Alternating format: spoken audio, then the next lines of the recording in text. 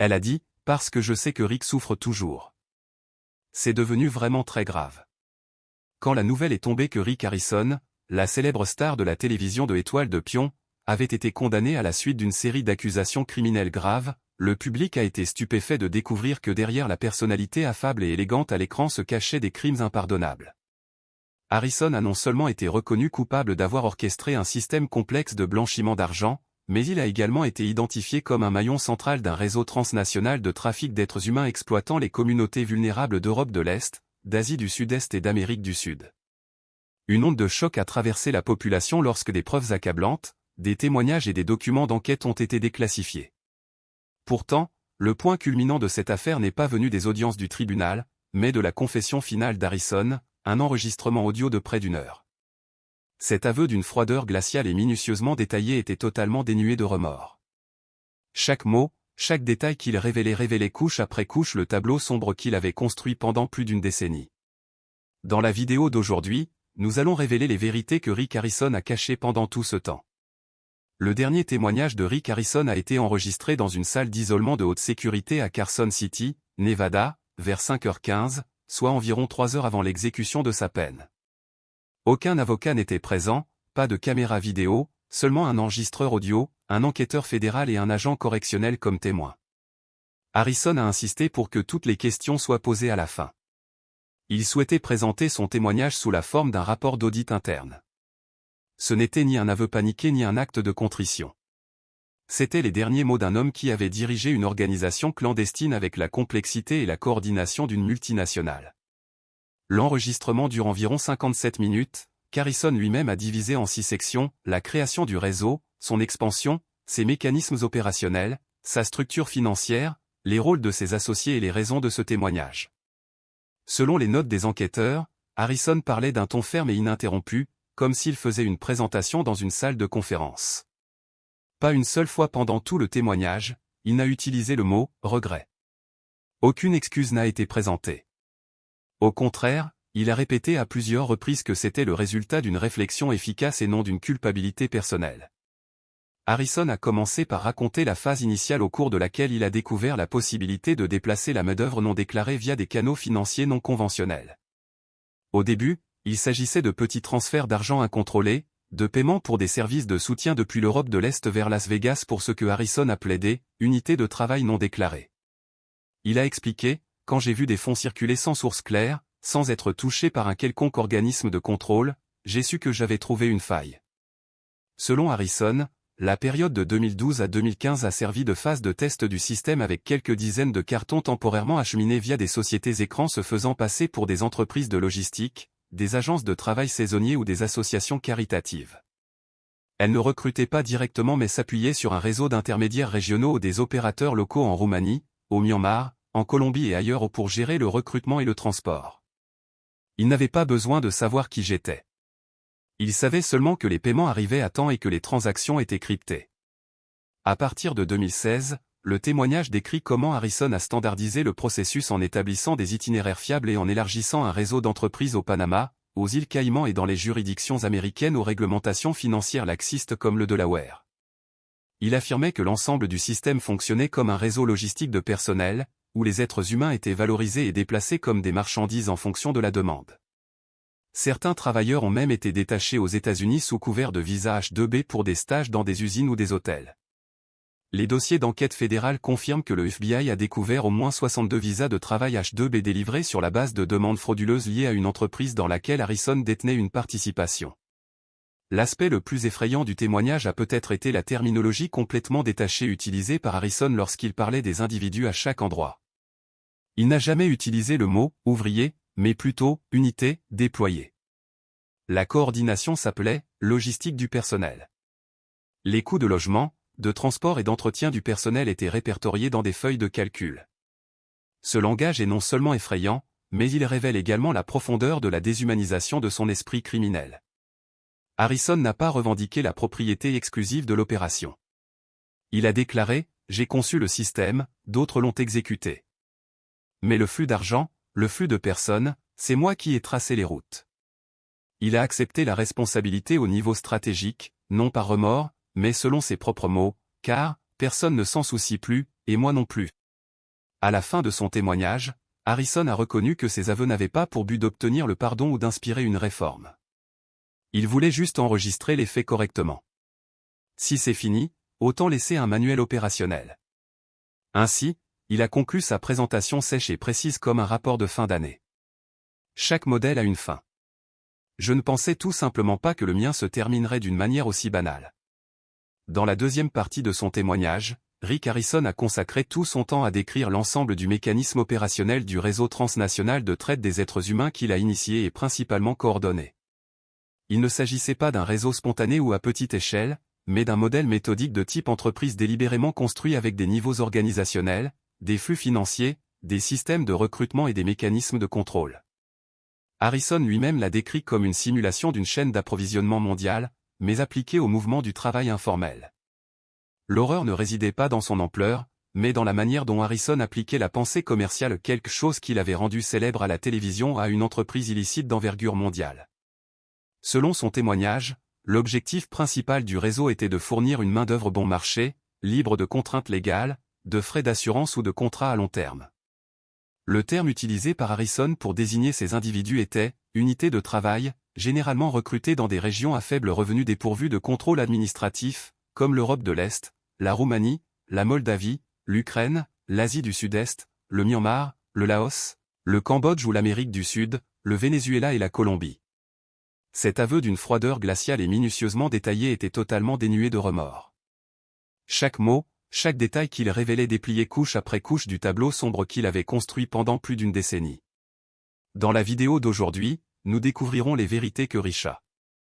Le témoignage a été enregistré dans une salle d'isolement de haute sécurité à Carson City, Nevada, vers 5h15, soit environ 3 heures avant l'exécution de sa peine. Il n'y avait aucun avocat présent, aucune caméra vidéo, seulement un enregistreur audio, un enquêteur fédéral et un agent correctionnel comme témoin. Harrison a insisté pour que toutes les questions soient posées à la fin.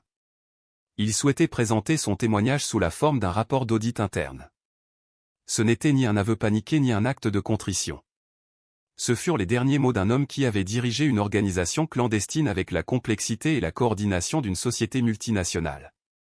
L'enregistrement dure environ 57 minutes, qu'Harrison lui-même a divisé en 6 sections, la création du réseau, son expansion, ses mécanismes opérationnels, sa structure financière, les rôles de ses associés et les raisons de ce témoignage. Selon les notes des enquêteurs, Harrison a parlé d'un ton ferme et brisé, comme s'il faisait une présentation dans une salle de conférence. Pas une seule fois durant tout son témoignage, il n'a utilisé le mot « regret ». Aucune excuse n'a été présentée. Au contraire, il a répété à plusieurs reprises que c'était le résultat d'une réflexion efficace et non d'une culpabilité personnelle. Harrison a commencé par raconter la phase initiale au cours de laquelle il a découvert la possibilité de déplacer la main-d'œuvre non déclarée via des canaux financiers non conventionnels. Au début, il s'agissait de petits transferts d'argent incontrôlés, de paiements pour des services de soutien depuis l'Europe de l'Est vers Las Vegas pour ce que Harrison a plaidé, unités de travail non déclarées. Il a expliqué, quand j'ai vu des fonds circuler sans source claire, sans être touché par un quelconque organisme de contrôle, j'ai su que j'avais trouvé une échappatoire. Selon Harrison, la période de 2012 à 2015 a servi de phase de test du système, avec quelques dizaines de cabanes temporairement acheminées vers des sociétés écrans se faisant passer pour des entreprises de logistique, des agences de travail saisonniers ou des organisations caritatives. Elles ne recrutaient pas directement mais s'appuyaient sur un réseau d'intermédiaires régionaux issus d'opérateurs locaux en Roumanie, au Myanmar, en Colombie et ailleurs pour gérer le recrutement et le transport. Ils n'avaient pas besoin de savoir qui j'étais. Ils savaient seulement que les paiements arrivaient à temps et que les transactions étaient cryptées. À partir de 2016, le témoignage décrit comment Harrison a standardisé le processus en établissant des itinéraires fiables et en élargissant un réseau d'entreprises au Panama, aux îles C et dans les juridictions américaines avec des réglementations financières laxistes comme la DLO. Il affirmait que l'ensemble du système fonctionnait comme un réseau logistique de personnel, où les êtres humains étaient valorisés et déplacés comme des marchandises en fonction de la demande. Certains travailleurs ont même été détachés aux États-Unis sous couvert de visa H-2B pour des stages dans des usines ou des hôtels. Les dossiers d'enquête fédérale confirment que le FBI a découvert au moins 62 visas de travail H-2B délivrés sur la base de demandes frauduleuses liées à une société dans laquelle Harrison détenait des actions. L'aspect le plus effrayant du témoignage est peut-être la terminologie complètement détachée d'Harrison. Lorsqu'il parle des individus présents sur chaque site, il n'utilise jamais le mot « travailleur », mais plutôt « unité déployée ». La coordination s'appelait « logistique du personnel ». Les coûts de logement, de transport et d'entretien du personnel étaient répertoriés dans des feuilles de calcul. Ce langage n'est pas seulement effrayant, il révèle également la profondeur de la déshumanisation de son esprit criminel. Harrison n'a pas revendiqué la propriété exclusive de l'opération. Il a déclaré « J'ai conçu le système, d'autres l'ont géré. Mais le flux d'argent, le flux de personnes, c'est moi qui ai prouvé les itinéraires. » Il a accepté la responsabilité au niveau stratégique, non par remords, mais selon ses propres mots, parce que plus personne ne s'en soucie, et moi non plus. À la fin de son témoignage, Harrison a reconnu que ses aveux n'avaient pas pour but d'obtenir le pardon ou d'inspirer une réforme. Il voulait juste enregistrer les faits correctement. Si c'est fini, autant laisser un manuel opérationnel. Ainsi a-t-il conclu sa présentation, sèche et précise comme un rapport de fin d'année. Chaque modèle a une fin. Je ne pensais tout simplement pas que le mien se terminerait d'une manière aussi banale. Dans la deuxième partie de son témoignage, Rick Harrison a consacré tout son temps à décrire l'ensemble du mécanisme opérationnel du réseau transnational de traite des êtres humains qu'il a initié et principalement coordonné. Il ne s'agissait pas d'un réseau spontané ou à petite échelle, mais d'un modèle méthodique de type entreprise délibérément construit avec des niveaux organisationnels, des flux financiers, des systèmes de recrutement et des mécanismes de contrôle. Harrison lui-même l'a décrit comme une simulation d'une chaîne d'approvisionnement mondiale, mais appliquée au mouvement du travail informel. L'horreur ne résidait pas dans son ampleur, mais dans la manière dont Harrison appliquait la pensée commerciale, quelque chose qu'il avait rendu célèbre à la télévision, à une entreprise illicite d'envergure mondiale. Selon son témoignage, l'objectif principal du réseau était de fournir une main-d'œuvre bon marché, libre de contraintes légales, de frais d'assurance ou de contrats à long terme. Le terme utilisé par Harrison pour désigner ces individus était une unité de travail, généralement recrutée dans des régions à faible revenu dépourvues de contrôle administratif, comme l'Europe de l'Est, la Roumanie, la Moldavie, l'Ukraine, l'Asie du Sud-Est, le Myanmar, le Laos, le Cambodge ou l'Amérique du Sud ou le Venezuela, la Colombie. Le recrutement était géré par un réseau d'intermédiaires locaux. Des gens qui connaissaient la culture, étaient doués dans les relations communautaires et pouvaient convaincre les recrues d'un rêve à l'étranger. Les programmes étaient présentés comme un soutien aux travailleurs étrangers, des stages professionnels internationaux ou une formation professionnelle aux États-Unis. Harrison n'a jamais eu de contact direct avec les candidats. Toutes les transactions ont été effectuées par des intermédiaires utilisant des contrats électroniques, des portefeuilles de crypto-monnaies et des communications cryptées de bout en bout. Une fois sélectionnés, les individus entraient dans le système d'acheminement du personnel, une plateforme de coordination semblable à un tableau de répartition, où ils étaient affectés en fonction de leurs compétences, qualifications, mobilité et des exigences des parties destinataires. Harrison a témoigné qu'à partir de 2016, ce système fonctionnait de manière stable le long de 3 routes principales. La première route reliait l'Europe de l'Est, l'Europe occidentale et l'Amérique du Nord, principalement au moyen de visas de travail ou de permis de séjour temporaires régularisés par des sociétés écrans. La deuxième route s'étendait de l'Asie du Sud-Est au Moyen-Orient, puis aux États-Unis, exploitant les lacunes des cadres d'exportation de main-d'œuvre à court terme. La troisième route reliait l'Amérique du Sud au Mexique puis aux États-Unis, en empruntant des sentiers frontaliers éloignés avec le soutien d'organisations de contrebande établies de longue date. Chaque groupe était divisé en cellules plus petites de 5 à 15 individus, se déplaçant de manière dispersée. Seul Rick Harrison avait une visibilité totale sur l'ensemble du plan. Les communications au sein du réseau étaient cryptées grâce à des applications qui ne laissaient aucune trace numérique, et les transactions financières transitaient par des couches d'entreprises offshore pour échapper à la détection. Les enquêteurs ont été particulièrement frappés par le professionnalisme du réseau. Chaque maillon de la chaîne fonctionnait de manière non linéaire, ce qui signifie que personne, à l'exception d'Harrison, ne comprenait le système dans son ensemble. Les partenaires de transport s'occupaient uniquement de la logistique du voyage. Les sociétés écrans étaient chargées de légaliser les documents, tandis que les fonctions de comptabilité et de transfert d'argent fonctionnaient comme un service logistique distinct. Harrison, comme il s'est présenté, était l'architecte de l'opération. Il a conçu la structure, publié des normes opérationnelles et compilé des feuilles de calcul détaillées de modèles de coûts couvrant tout, du transport aux frais provisoires, en passant par le calendrier de retour de la main-d'œuvre. Il a comparé son rôle à celui d'une personne créant l'algorithme d'un système de déplacement humain transfrontalier. En outre, Harrison a admis avoir utilisé sa notoriété publique comme bouclier pour protéger ses activités illicites. Des sociétés portant son nom ou son soutien apparaissaient fréquemment à la télévision, dans la presse ou lors d'événements caritatifs, ce qui rendait difficile pour les forces de l'ordre ou le public de soupçonner un acte répréhensible. Je savais que j'étais célèbre et j'ai utilisé cela pour détourner l'attention, a-t-il déclaré calmement. Plusieurs de ces entités citées ont même reçu des subventions de fonds locaux ou fédéraux, renforçant encore la façade d'un homme d'affaires légitime qu'Harrison avait soigneusement cultivé au fil des années.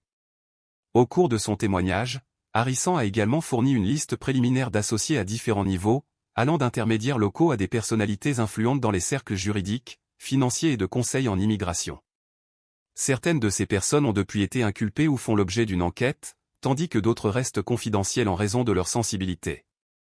Les archives fédérales montrent qu'au moins 14 sociétés offshore directement liées à Harrison ont été enregistrées au Panama, dans les Belize et dans les îles Caïmans, des juridictions qui autorisent la propriété anonyme et les transactions exonérées d'impôts. Tout cela a démontré que le réseau construit par Harrison n'était pas une opération marginale de bas niveau, mais une organisation internationale méticuleusement conçue qui exploitait la technologie numérique, les stratégies économiques et la psychologie du marché pour une efficacité maximale. Il n'était pas directement impliqué dans le trafic d'individus, mais gérait l'ensemble du système, en se concentrant sur les marges bénéficiaires, les points de dépôt et les signaux concurrentiels. Tout au long de son témoignage, Harrison n'a manifesté ni surprise ni panique. Il s'exprimait comme s'il racontait le rapport de dissolution d'une société multinationale, plutôt que comme s'il avouait une série d'actes criminels. La section suivante du témoignage d'Harrison était particulièrement effrayante, révélant la violence systématique au cœur de son opération. Les individus de son réseau n'étaient pas simplement traités comme des marchandises, ils ont été privés de toute autonomie et soumis à la peur, à la dépendance et à une boucle fermée de contrôle psychologique. Harrison n'a pas hésité à décrire les abus. Il a expliqué comment le réseau garantissait que les travailleurs ne pouvaient pas quitter leur poste tant que leurs frais n'étaient pas entièrement remboursés. Selon lui, c'était ainsi que fonctionnait le travail forcé, un investissement était obtenu à tout prix. Selon son récit, lorsque les travailleurs immigrés arrivaient sur les sites d'accueil généralement des fermes, des usines, des chantiers de construction ou des camps miniers artisanaux où leurs documents étaient confisqués et leur contact avec le monde extérieur était strictement limité. Ils ont été placés dans des complexes résidentiels verrouillés, appelés par euphémisme « zones intérieures ». En réalité, il s'agissait de dortoirs improvisés sous surveillance continue 24 heures sur 24 via des caméras, des gardes et des systèmes numériques de suivi du temps. Harrison a décrit un mécanisme de contrôle à 3 niveaux, une supervision humaine directe, une surveillance numérique via le suivi GPS et des caméras, et un contrôle psychologique via la dette financière et la manipulation de l'information. Chaque individu a été contraint de signer un accord de responsabilité juridiquement sans valeur mais contraignant au sein du réseau, avec des sanctions financières pour tout départ non autorisé ou rupture de contrat. Harrison a justifié ces mesures comme un moyen de sécuriser la main-d'œuvre et de maintenir un flux stable de revenus et de dépenses. Si une personne s'en allait, cela perturberait non seulement le travail, mais mettrait en danger l'ensemble du système, a-t-il déclaré. Je n'autorisais aucune déviation. Les enquêteurs ont noté comment Harrison utilisait le jargon managérial pour décrire des actions légalement définies comme du travail forcé, des termes tels que « stabilité opérationnelle »,« faire respecter l'engagement » et « préserver la productivité », comme s'il parlait d'une chaîne de production plutôt que d'êtres humains. Un détail particulièrement effrayant a été l'aveu d'Harrison d'utiliser l'esclavage pour dette comme une forme de contrôle psychologique. Les travailleurs ont bénéficié de prêts anticipés allant de plusieurs centaines à plusieurs milliers de dollars américains avant leur départ. Ils remboursaient ces prêts grâce à un travail non rémunéré qui durait de 6 mois à plus d'1 an. Pendant cette période, toutes les dépenses de subsistance, de transport et administratives ont été ajoutées au solde de leurs dettes, garantissant que les travailleurs ne percevront jamais un centime de leurs gains. Cette pratique, selon l'Organisation internationale du travail, est classée comme travail forcé par coercition financière, l'une des formes les plus répandues d'exploitation moderne. Un rapport de 2022 de l'OIT a noté que plus de 50% des victimes du travail forcé dans le monde sont confrontées à de telles contraintes financières. Harrison n'a pas nié que la force ait été utilisée contre quiconque tentait de s'échapper, de contacter le monde extérieur ou de protester contre les conditions de travail. Il s'est toutefois distancié de toute responsabilité directe, attribuant les violences aux unités opérationnelles locales. Je n'ai jamais ordonné que quelqu'un soit battu, a-t-il fait remarquer. J'ai simplement posé le principe selon lequel les individus peu coopératifs représentaient un risque systémique et devaient donc être traités. Dans cette déclaration, Harrison a encore souligné son rôle indirect mais décisif dans le maintien d'un appareil d'exploitation organisé. Les archives fédérales documentent plus de 120 cas de victimes ayant reçu des menaces, placés en isolement cellulaire ou se voyant confisquer leur nourriture, leur téléphone et leurs contacts familiaux pendant de longues périodes. Plusieurs cas illustratifs ont émergé du témoignage de Harrison comme leçons apprises. Il a parlé d'un groupe de 6 personnes, appelées Gérées, qui ont tenté de contacter une ambassade par l'intermédiaire d'un interprète. Le réseau a réagi en les relocalisant et en les plaçant sous contrôle spécial. Le FBI a ensuite décodé ce langage euphémique pour signifier que ces individus avaient été transférés dans un établissement éloigné, coupant ainsi tout contact avec le monde extérieur. Ces sites, souvent situés en dehors des zones urbaines, n'étaient pas enregistrés et connus uniquement des initiés du réseau. Dans cette section, Harrison a également confirmé l'existence d'une structure de gouvernance interne complète au sein du réseau, comprenant des superviseurs, des gestionnaires de griffes, des chronométreurs et des analystes de performance. Cette révélation a choqué les enquêteurs, qui se sont alors rendus compte qu'il ne s'agissait pas seulement de démanteler une opération criminelle mais bien d'un système administratif de marché noir. Comme l'a souligné un enquêteur, nous n'enquêtions plus sur un acte criminel, nous démantelions une entreprise. En fin de compte, le témoignage d'Harrison a non seulement exposé les mécanismes du travail forcé, mais a également dévoilé une vérité bien plus terrifiante, l'exploitation ne nécessite plus de fouet ni de chaîne. Au lieu de cela, elle est appliquée à travers la finance, la documentation, l'information et la psychologie. Rick Harrison, autrefois célébré comme un emblème du rêve américain, avait utilisé les compétences même de gestion, d'optimisation et de contrôle des processus pour construire une vaste structure organisée et durable d'exploitation humaine qui a réussi à échapper à toute détection pendant plus d'une décennie. L'un des piliers de ce réseau était un système financier clandestin qui fonctionnait comme un réseau anonyme et sans frontières, ne laissant aucune piste d'audit claire. Dans son témoignage, Harrison a confirmé cette partie cruciale de l'opération.